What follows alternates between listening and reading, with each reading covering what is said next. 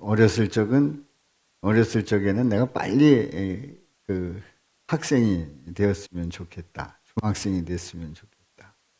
또 고등학생 때가 고등학생이 돼서 그 앞에 고1, 고2, 막 이렇게 고3 이런 형들을 보면 굉장히 꼬였어요. 그래서 빨리 고등학생이 됐으면 좋겠다.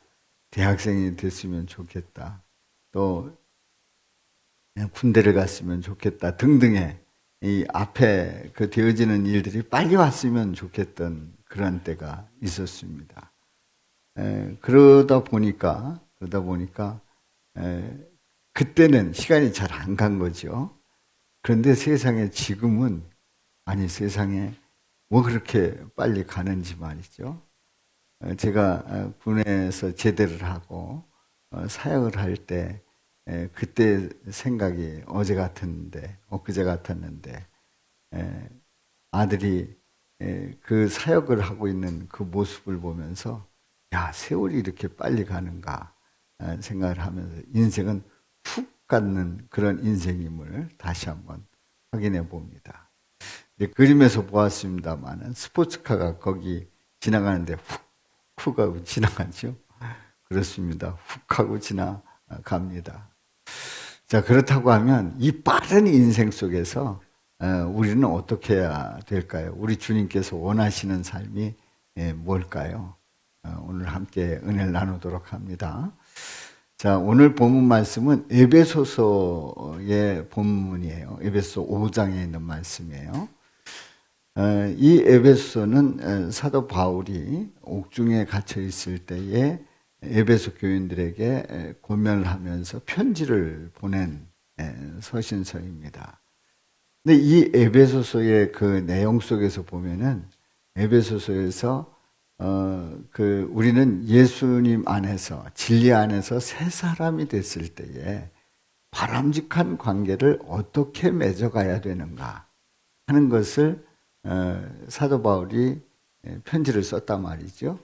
그럼 진리 안에 있는 예수님 안에 있는 새 사람이 바람직한 관계를 맺어나갈 때에 우리는 이웃과의 관계는 어떻게 해야 되는지, 그리고 나 자신의 관계 속에서 어떻게 처신해야 되는지, 또 하나님과의 관계, 또 부부는 어떻게 살아가야 되는지, 부모와 자녀와의 관계, 그리고 상전과 종의 관계,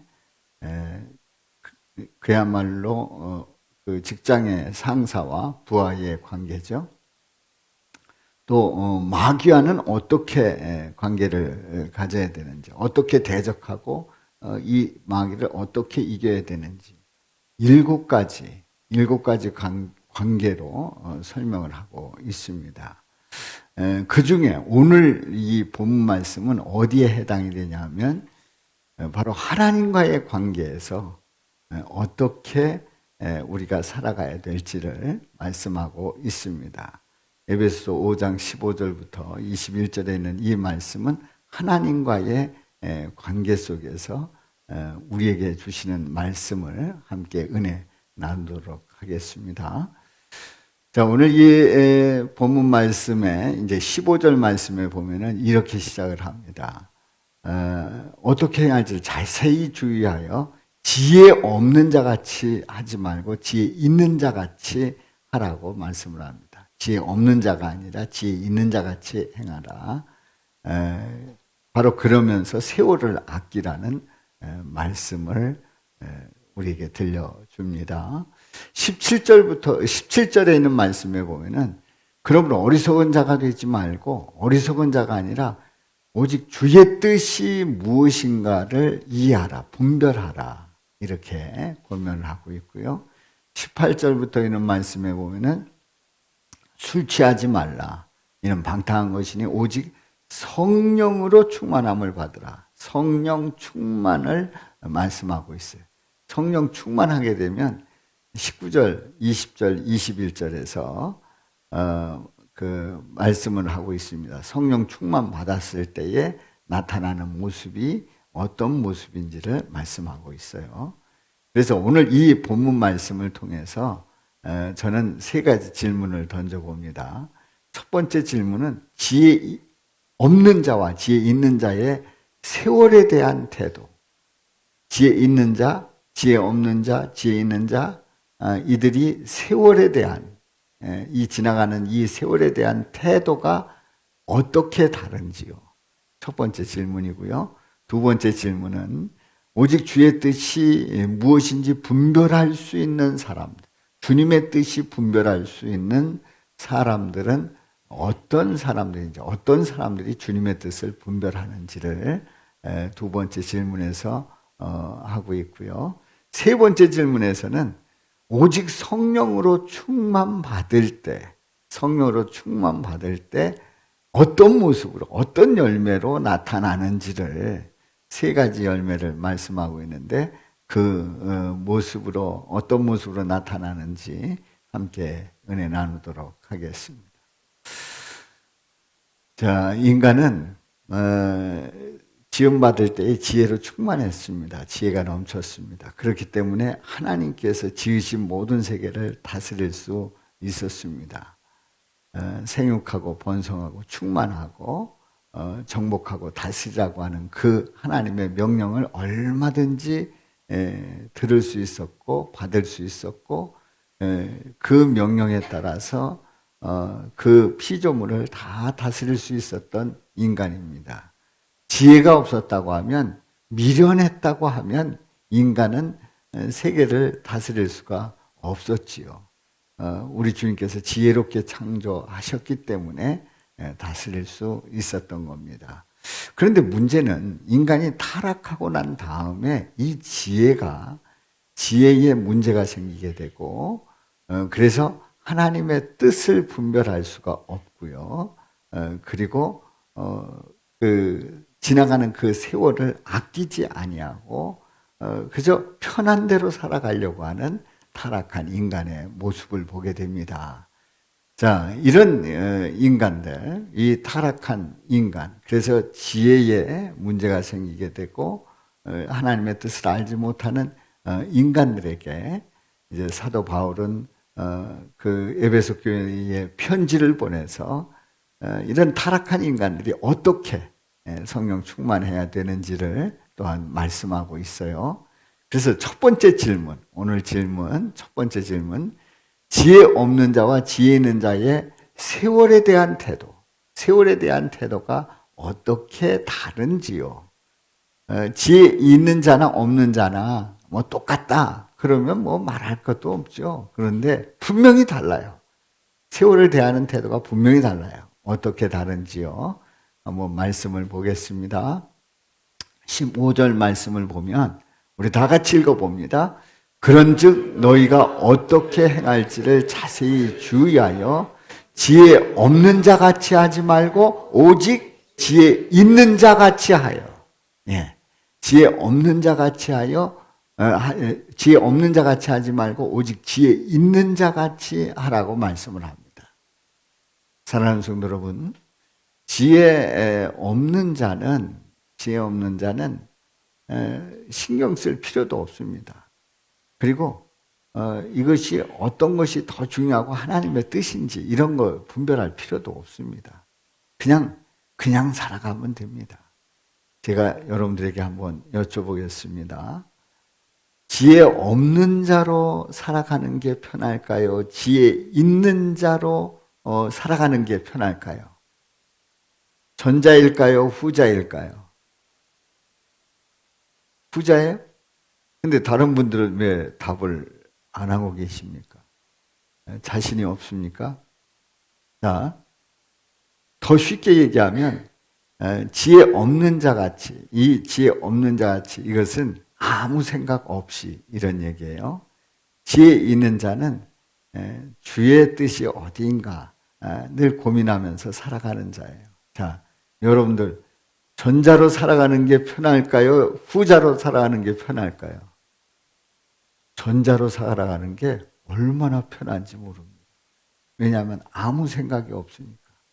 아무 생각이 없으니까 그냥 되는 대로 살아가는 거예요. 되는 대로 살아가고 신경 쓸 필요도 없어요. 뭐 주님의 뜻이 어디 있고 뭐 주님께서 기뻐하는지 슬퍼하는지 주님께서 그거 원하는지 원하지 않는지 상관없어요. 상관없어요. 무조건 그냥 살면 되는 거예요. 닥치는 대로 살면 되는 거예요. 알고 보면 지혜 없는 자 같이 사는 게 편합니다.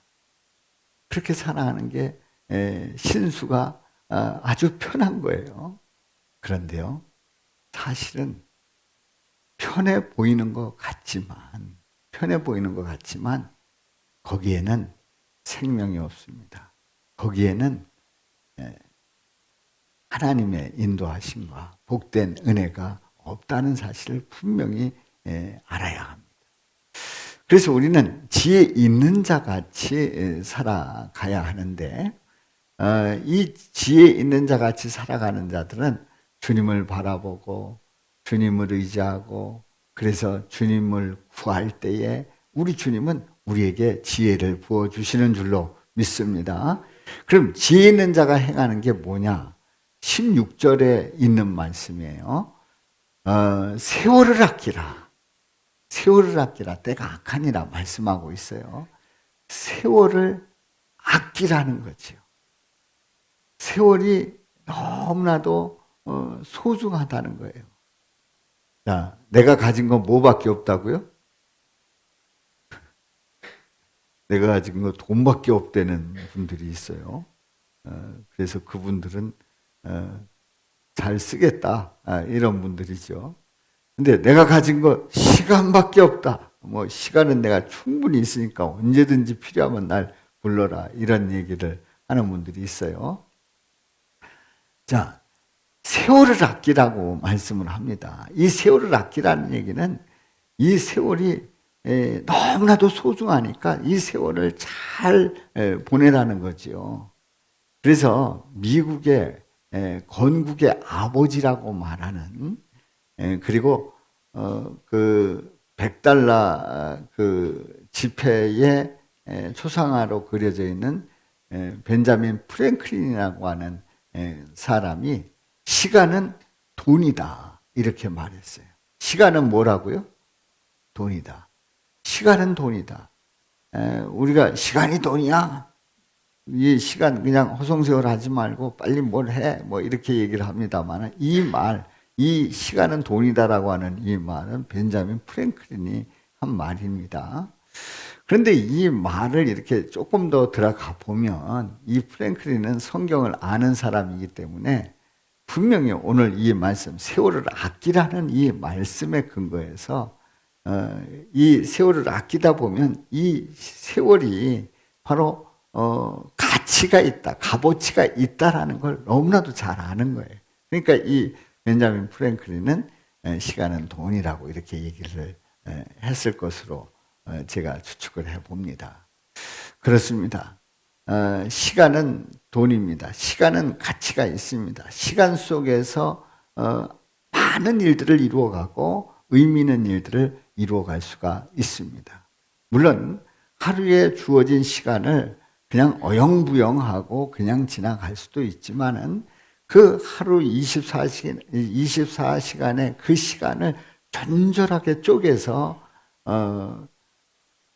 그 묵상하고 말씀 보고 기도하고 교제 나누고 고면하고 또 계획대로 일을 해나가고 또 피곤할 땐 쉬기도 하면서 또 자신을 돌아보고 하는 그 하루의 시간을 그냥 어영부영하고 어떻게 하다 보니까 하루 세 끼 먹고 그냥 지나가는 게 아니고 전절하게 시간을 보내는 분들이 있단 말이지요. 그렇다고 하면 그 시간은 너무나도 소중한 거예요. 그렇습니다. 바로 지혜로운 사람은 세월을 아끼는 사람이에요. 소중하게 생각하는 사람이에요. 하나님께서 내게 주어진 그 인생을, 그 시간을 너무나도 소중하게 여기는 사람이 바로 지혜로운 사람이라고 하는 사실을 우리에게 말씀하고 있습니다. 사랑하는 성도 여러분, 여러분은 지혜로운 성도가 되셔서 세월을 아끼시기 바랍니다. 소중하게 보내시기 바랍니다. 그야말로 우리는 그 시간을 잘 보낼 수 있기를 바랍니다. 그렇다고 하면 그 시간에 따라서 그 사람의 인생은 분명히 달라질 수가 있습니다. 이런 얘기가 있어요. 시간의 구조와 시간을 어떻게 보내느냐에 따라서 그 사람의 결과는 분명히 달라지는 거예요. 분명히 달라지는 거예요. 생각해 보세요. 영어 공부를 많이 하면서 또 그쪽으로 연구해 나갈 때 이 사람은 틀림없이 어떻습니까? 통역을 하거나 아니면은 그 외국 서적을 보면서 또 유학을 가면서 유학 갈 가능성이 많은 거예요. 근데 전혀 영어 공부를 하지 않은 사람이 훗날 그렇게 될 가능성이 몇 퍼센트나 있을까요? 거의 제로에 가까운 거예요. 그러니까 시간을 어떻게 보내느냐에 따라 다른 거죠. 우리 박조학 원사님이 지휘를 하고 계십니다마는 분명히 젊었을 때에 그리고 한참 때에 그때에 노래를 부르며 음악 공부했을 시간이 다른 사람들보다 많았을 게 분명합니다. 직접 확인해 보겠습니다. 그렇습니까? 네, 그렇다잖아요. 네, 그러신 거예요. 바로 내가 이제 그 시간을 아끼라, 세월을 아끼라고 하는 이 말씀, 하나님께서 내게 주신 그 시간을 존전하게 보낼 때에 그 시간 속에서 하나님이 하시는 일들이 있는 거예요. 그렇게 쓰임받을 줄로 믿습니다. 바로 우리는 세월을 아끼면서 살아갈 때에 우리에게 이제 그 다음 두 번째 질문이에요. 오직 주의 뜻이 무엇인지 분별할 수 있는 사람들은 어떤 사람들입니까? 그렇습니다. 지혜로운 사람들은 주의 뜻이 무엇인지를 분별하기를 원해요. 그런데 분별할 수 있는 이 사람들은 어떤 사람들이냐 하는 얘기지요. 자, 우리가 어떤 물건에 대해 길고 짧은 것은 어떻게 봐야 돼요? 재봐야 돼요. 그런데 뭘로 잽니까? 자를 가지고 재잖아요. 기준이 되는 자. 그러니까 이 자는 잣대가 되는 거예요. 이 자는 대보는 거예요. 그런데 우리가요, 주님의 뜻인지 아닌지를 알고 싶어요. 여러분들 어떻습니까? 이게 주님의 뜻일까 아닐까 막 궁금해지잖아요. 주님의 뜻일까 아닐까 궁금해져요. 그런데 주님의 뜻을 분별하는 데 있어서 아주 중요한 그 도구가 있어요. 그 잣대가 있단 말이죠. 주님의 뜻을 분별할 수 있는 중요한 잣대는 바로 예수님.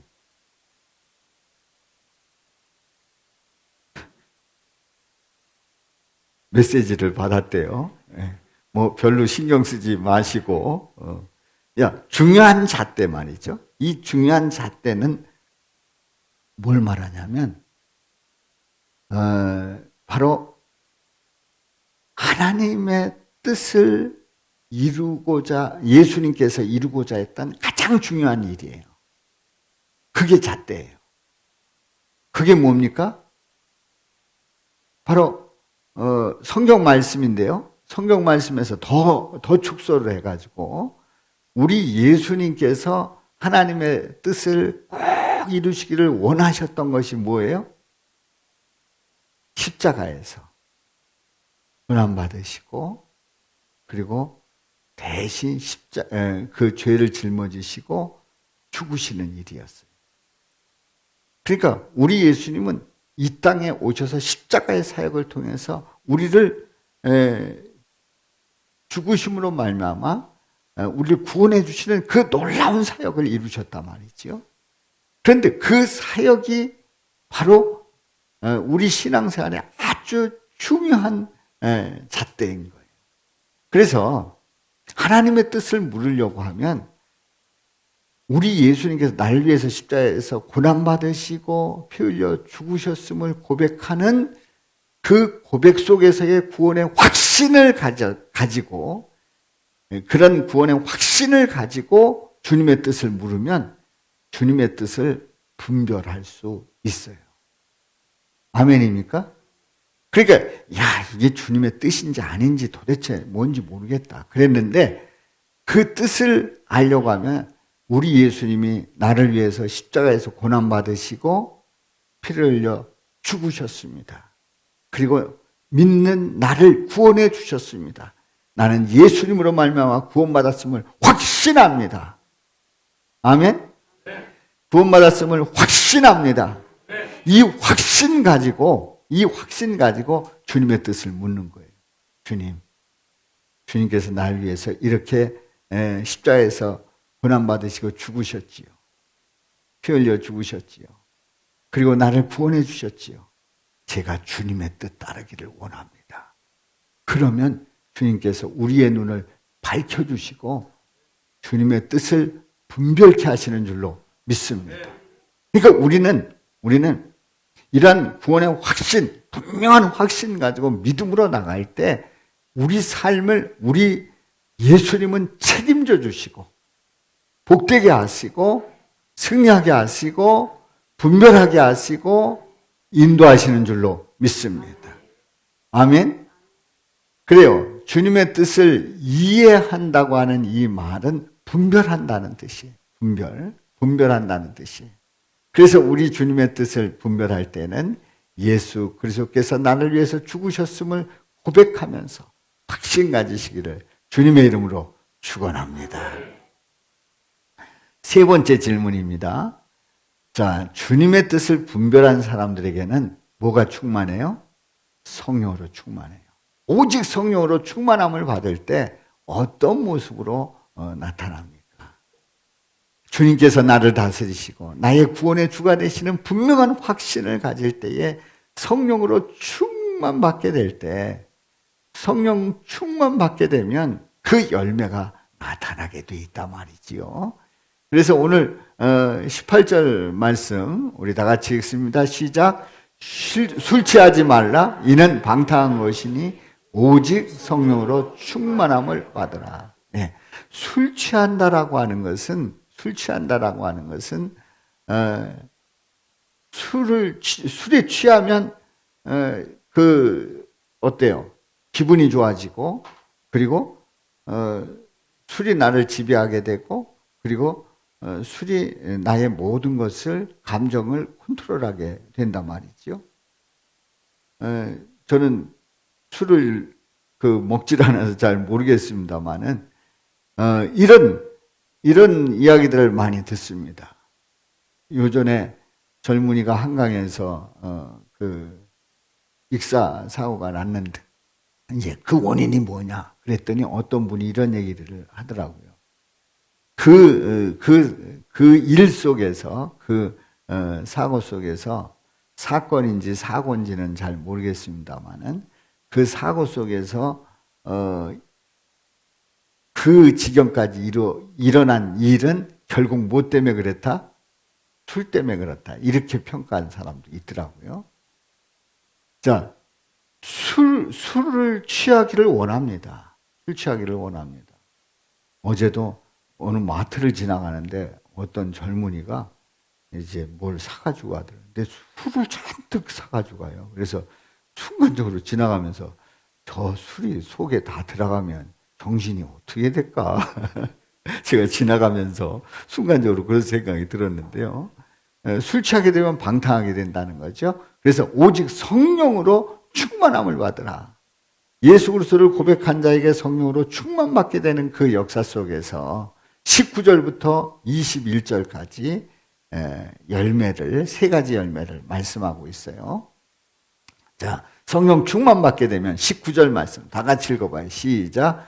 시와 찬송과 신령한 노래들로 서로 화답하며 너희의 마음으로 주께 노래하며 찬송하며. 자, 19절 말씀에 보면 시를 부르게 되고 시를 짓게 되고 찬송하게 되고 신령한 노래들로 서로 화답을 하고. 그래서 노래를 부르면서 또 신령한 시를 쓰면서 서로 이야기할 때 서로 주고받는 거예요. 주고받는 거예요. 그리고 너희의 마음으로 주께 노래하며 찬송하며 주께 노래하고 찬송을 돌려요. 자, 성령 충만받은 증거가 뭐 하게 된다고요? 찬송 부르게 되는 줄로 믿습니다. 성령으로 충만받은 증거가 찬송을 부르게 됩니다. 왜냐하면 그 속에서 주님을 높여드릴 수밖에 없어요. 주님께 영광 돌릴 수밖에 없어요. 주님을 더욱 노래하고 싶은 거예요.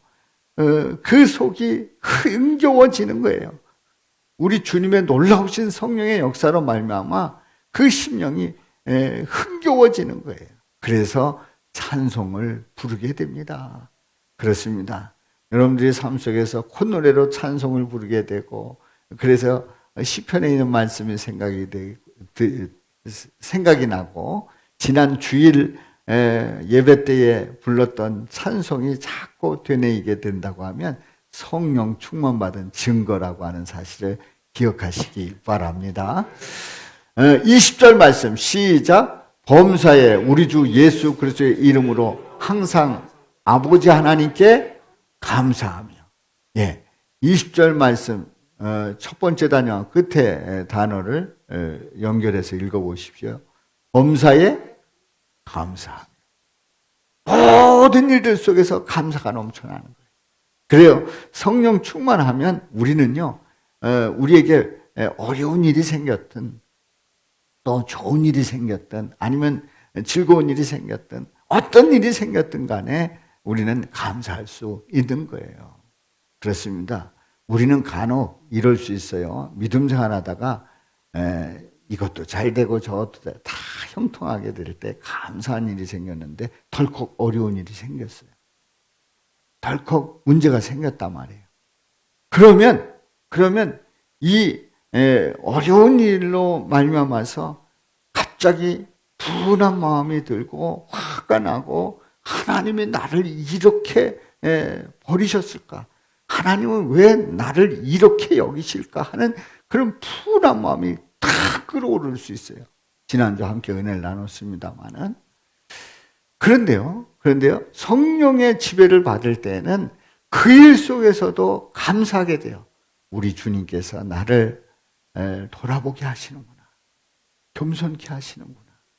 또 나의 삶 속에서 점검해야 될 일이 있나 보다 생각하게 되고 그 속에서도 감사하게 되는 줄로 믿습니다. 그렇습니다. 범사에 우리 주 예수 그리스도의 이름으로 항상 아버지 하나님께 감사하며 감사가 넘친단 말이죠. 그렇습니다. 감사가 넘치는 것뿐만 아니라 21절에 보면 다 같이 읽습니다. 시작. 그리스도를 경외함으로 피차 복종하라. 그리스도를 경외하는 가운데 피차 서로 복종하는 거예요. 주님을 경외하는 그것이 가장 먼저니까요. 먼저니까 그 안에서 서로가 주님 때문에 복종할 수 있는 거예요. 아멘입니까? 그렇습니다. 피차 복종한다, 서로 복종한다라고 하는 것은 왜 그렇게 되는가? 주님 앞에 복종할 수 있다고 하면 서로가 복종할 수 있는 거예요. 예수님으로 말미암아, 예수님을 경외함으로 말미암아 복종할 수 있는 거예요. 우리는 믿음 생활하면서 어느 때는 감정적으로 상할 때가 있어요. 복종이 되질 않아요. 근데 왜 복종합니까? 복종하는 이유는 다름이 아닙니다. 그리스도를 경외함으로. 누구 때문에? 예수님 때문에 경외하는 거예요. 예수님 때문에 함께 만나고 신앙생활하고 또 서로 존경을 하고 또 섬기고 도와주고 합력해서 선을 이루어 나가는 거예요. 내가 잘나서 그래도 내가 수준이 있기 때문에 그래도 내가 올바로 살아가기 때문에 내가 도덕적으로 수준이 높기 때문에 나는 선악이 그 분별이 분명하기 때문에 그래서 복종하는 게 아니란 말이죠.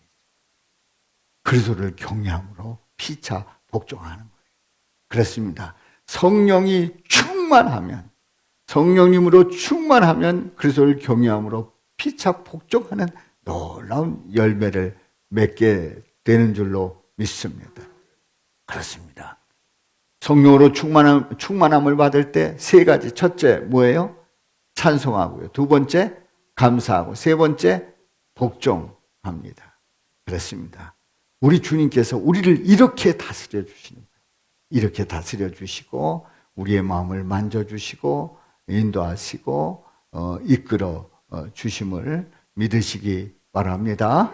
성령으로 충만함을 받으시기를 주님의 이름으로 축원합니다. 그렇습니다. 우리 예수님께서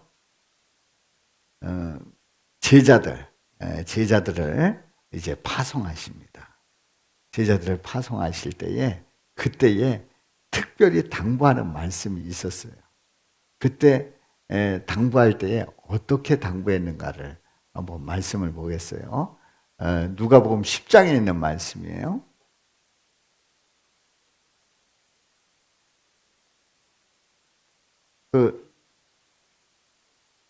그 다음에요.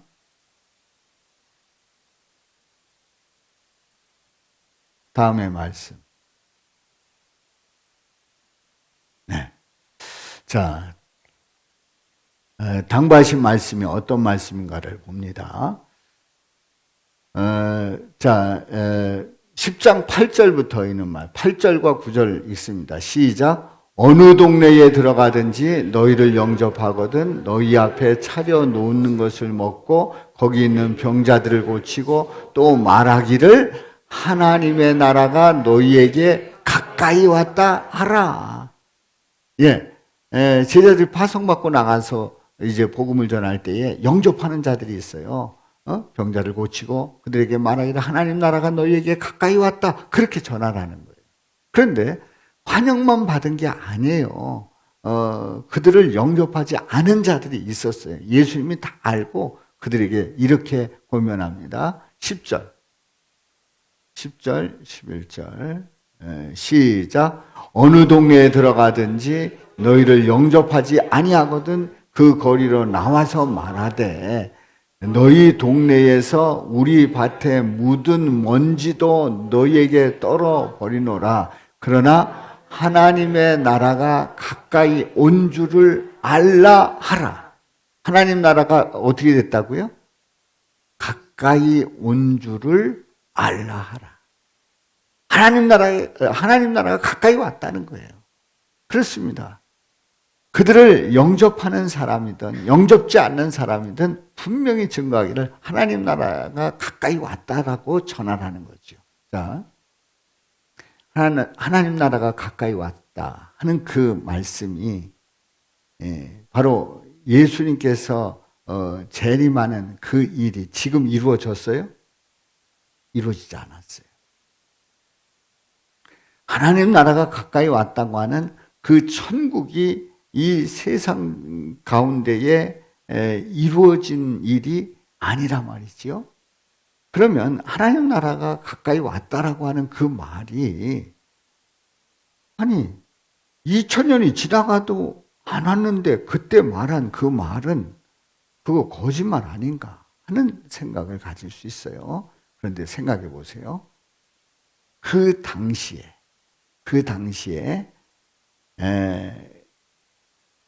제자들의 복음을 받아들이지 않았던 그 사람들 지금까지 살아있습니까? 아니에요. 그 시대에 그때에 세월이 지나가면서 다 세상을 떠났어요. 그들은 예수님을 영접했다고 하면 천국에 갈 것이고 영접하지 않았다고 하면 멸망의 길로 갈 수밖에 없는 거예요. 하나님 나라가 가까이 왔다고 하는 그 말이 농담처럼 들리고 그리고 이성으로 생각할 때 무슨 하나님의 나라야 하나님의 나라긴 할 수도 있고 그리고 하나님 나라라고 하는 게 내 앞에 분명한 게 보여주지 않았다고 하면 스케치북을 딱 펼쳐서 그림으로도 보여주든지 아니면 영상으로 보여주든지 아니면 환상으로 보여주든지 그걸 보여주지 않으면 나는 믿을 수 없다라고 하든지 어찌됐든 하나님 나라가 가까이 왔다라고 하는 그 사실을 믿지 않은 자들은 그 영혼이 이 세상을 떠날 때에 멸망의 길로 갈 수밖에 없는 거예요. 그러나 하나님 나라가 가까이 왔다는 그 사실을 믿은 자들은 우리의 영혼이 부름을 받을 때에 영원한 나라 가는 줄로 믿습니다. 아멘입니까? 그러니까 하나님 나라가 가까이 온 줄로 알라고 하는 이 말씀은 우리에게 있어서 결코 먼 얘기가 아니에요. 먼 얘기가 아니에요. 바로 우리 시대 속에서 바로 지금 여기서 우리가 고백해야 될 아주 중요한 말씀이에요. 절대 놓칠 수 없는 말씀이란 말이죠.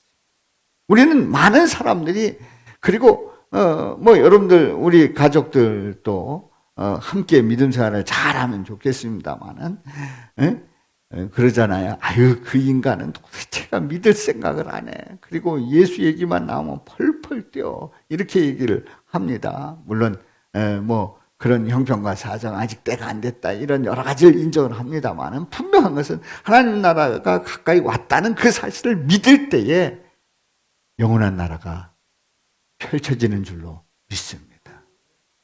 믿지 않는다고 하면 결코 펼쳐질 수가 없는 거예요. 그러므로 세월을 어떻게 해야 된다고요? 아껴야 됩니다.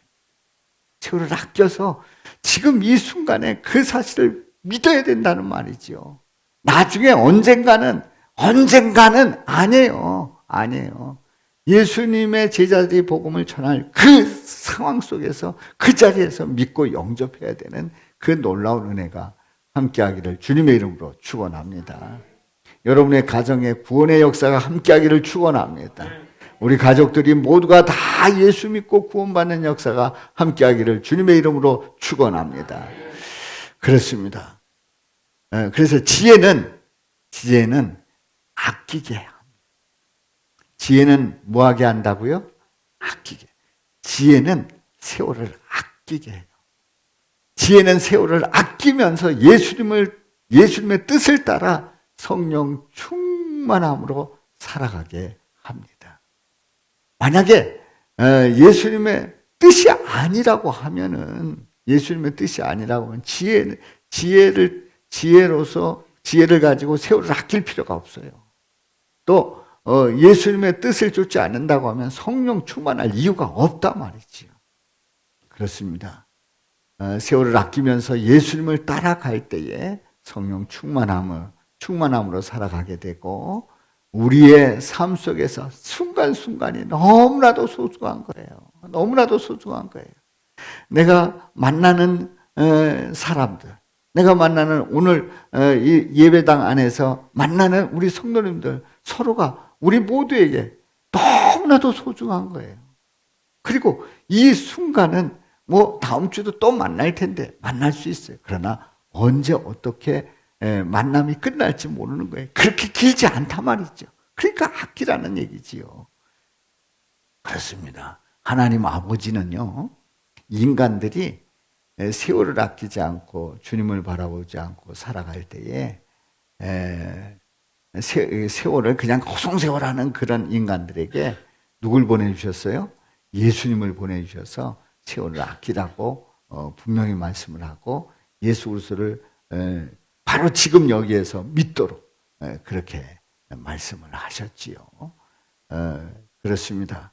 오늘 이 말씀을 통해서 이 편지를 보내는 사도 바울이나 아니면은 이 편지를 받는 에베소 교인들은 참으로 복된 사람들이에요. 왜냐하면 지혜에 대해서 정확하게 알았기 때문에 그렇습니다.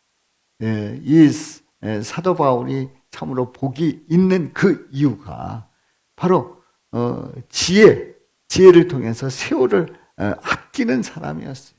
그래서 그 성령으로 충만함을 입는 가운데 지혜롭게 사는 것이 어떤 삶인가를 알게 되고 하나님의 뜻을 분별하게 되고 하나님의 뜻을 분별하는 가운데서 성령 충만함을 입게 되고 그래서 주님을 찬송하고 그리고 감사하고 서로 복종하는 삶을 살아가고 그리고 권면하면서 주님을 바라보는 이 사도 바울 그리고 함께했던 그 성도들 큰 복 있는 사람인 줄로 믿습니다.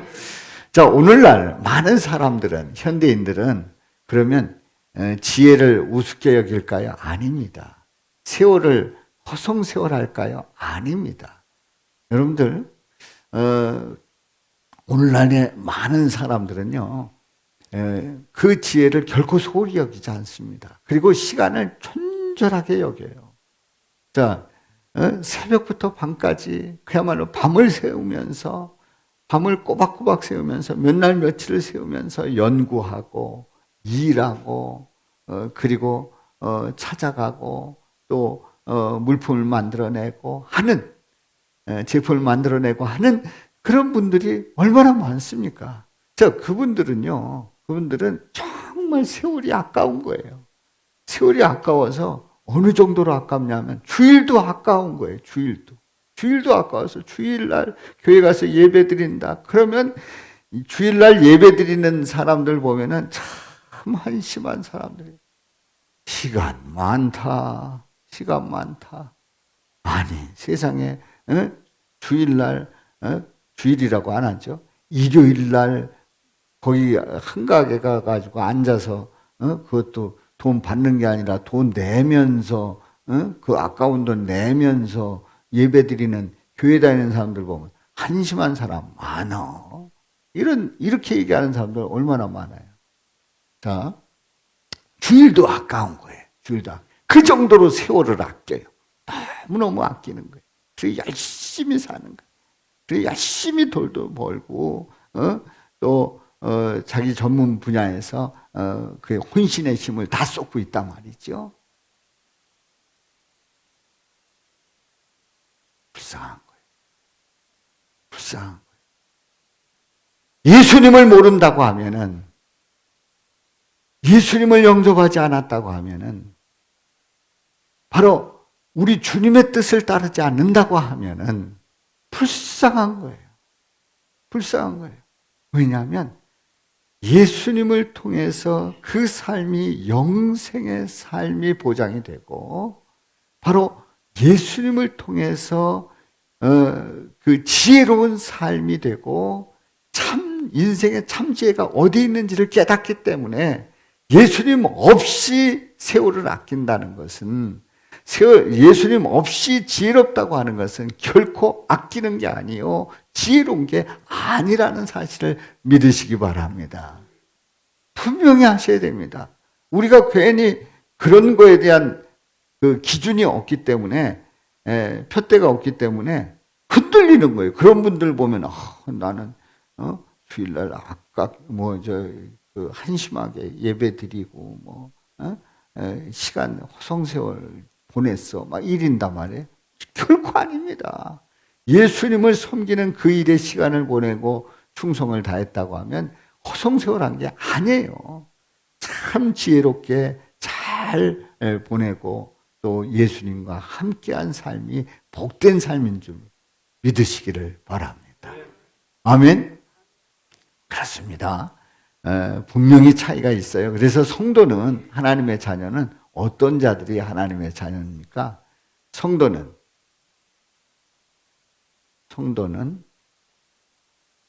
세월을 아끼면서 예수님의 뜻을 따라 성령 충만함으로 지혜롭게 살아가는 자들이에요. 아멘입니까? 성도는 뭘 아끼면서? 세월을 아끼면서 천절히 여기면서 예수님의 뜻을 따라 성령 충만함으로 지혜롭게 살아가는 자예요. 예수님의 뜻을 모르면 성도들은 마구 흔들려요. 세월 아낄 줄 모르고 그리고 성령 충만 받을 수가 없지요. 그렇습니다. 예수님의 뜻을 따라 성령 충만함으로 지혜롭게 살아가는 세월을 아끼는 자들이 성도라는 것을 분명히 기억하시기를 바랍니다. 자, 우리가 믿음 안에서 살아가면서 한 세월 동안에 우리에게 주어지는 하나님의 뜻이 있어요. 우리를 구원하시고 우리를 향한 분명한 뜻이 있어요. 그래서 여러분들을 하나님의 자녀로 인정해 주셨고 자녀로 인정해 주셔서 여러분들에게 뭔가를 맡겨 주셨어요. 그게 뭐예요? 직분이에요. 직분이에요. 직분을 맡겨 주셨어요. 우리에게 주신 이 직분은 너무나도 소중한 거예요. 너무나도 귀한 거예요. 세월을 아끼라고 하는 것은 우리에게 주어진 이 시간에 내게 준 직분을 소중히 여기라는 거예요. 내게 준 직분이 목사가 됐던, 전도사가 됐던, 아니면 장로가 됐던, 권사가 됐던, 집사가 됐던, 교사가 됐던, 회장이 됐던, 속장이 됐던, 목장이 됐던, 아니면 부장이 됐든 뭐가 되었던 간에 내게 맡겨졌다 하면은 이거는 너무나도 소중한 거고 우리 주님께서 나에게 인정하시고 맡겨주신 줄로 믿습니다. 나를 인정해 주신 거예요. 그리고 맡겨주셨단 말이에요. 그래서 내가 무엇을 맡았다고 하면 이건 너무나도 소중한 거고요. 하나님께서 나를 인정해 주신 거예요. 결코 소홀히 하지 않기를 주님의 이름으로 축원합니다. 대충 보내지 않기를 주님의 이름으로 축원합니다. 이 사명을 감당하려고 하면 우리가 기도하고 말씀 보고 그리고 설교 말씀을 다시 한번 묵상해보고 또 우리는 샤우팅도 해가면서 그러면서 우리는 분발하는 거예요. 여러분들 내게 주신 그 직분 교회 다니다 보니까 뭐 집사 되고 집사 되다 보면 나중에 권사도 주던데 이런 식의 직분이라고 하면 세월을 아끼지 않는 거예요. 내게 주신 직분은 너무나도 소중한 거예요. 그래서 우리가 새벽 기도에 있는 이유가 뭐예요? 이 직분을 잘 감당하기 위해서 우리 깨어 기도하면서 하는 거 아닙니까? 심야기도 하고 수요 예배 드리면서 우리가 으쌰으쌰 하면서 감당을 할 수 있기를 바랍니다. 아멘? 그렇습니다. 세월을 아끼다. 세월을 아끼는 그 지혜의 사람은 어떤 사람이에요? 우리에게 주어진 사명을 분명히 깨닫고 그리고 존절히 그 시간을 아끼면서 주님 앞에 헌신하면서 충성을 다하는 우리 성도님들 세월을 아끼는 줄로 믿습니다. 자, 우리 한번 내게 주신 그 직분 감사하면서 소중히 여기고 충성을 다할 수 있기를 축원하면서요. 이번 주에 6월달 보리떡 기도회가 시작이 됩니다. 내일부터 6월달 보리떡 기도회가 시작이 되는데 세월을 아끼는 지혜의 사람 어떤 사람인지 함께 은혜를 나눕니다. 우리 기도하시기를 바랍니다. 우리 권사님들은 아무리 못 나와도 새벽 기도회는 일주일에 몇 번 이상이라고 그랬죠? 3번 이상이라고 그랬나요? 4번 이상이라고 그랬나요? 3번이요? 네. 집사님들은 1번인가 2번? 2번이에요? 적어도. 그래서 다 권사님, 집사님 되셨어요. 심야 기도회도 있고 수요 예배도 있고 요즘은 얼마나 시대가 뛰어났는지 교회를 안 와도 예배를 드릴 수 있어요. 새벽 기도회도 드리고 수요 예배도 심야 기도도 드리고 그리고 요새는 또 나는 예배 드렸어요. 어떻게 나는 온라인으로 드렸어요. 그런데 놀라운 거는요. 들어왔는지 안 들어왔는지 거기 표시만 하면 다 알 수 있게 했단 말이죠. 여러분들 우리가 이제 코로나가 아직 끝나지는 않았어요. 여전히 조심해야 됩니다. 여전히 조심해야 됩니다만은 바로 이런 때 우리 분발하고요.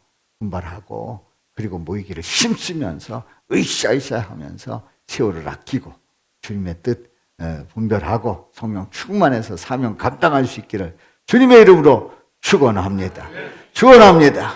한번 외쳐봅니다. 예수님 없이 세월을 보내면 후회와 통탄과 멸망이지만 예수님과 함께 세월을 보내면 감사와 찬양과 영생이다. 아멘. 우리 다 같이요. 시작. 예수님이 없이 세월을 보내면 후회와 통탄과 멸망이지만 예수님과 함께 세월을 보내면 감사와 찬양과 영생이다. 아멘. 기도합니다. 살아계신 아버지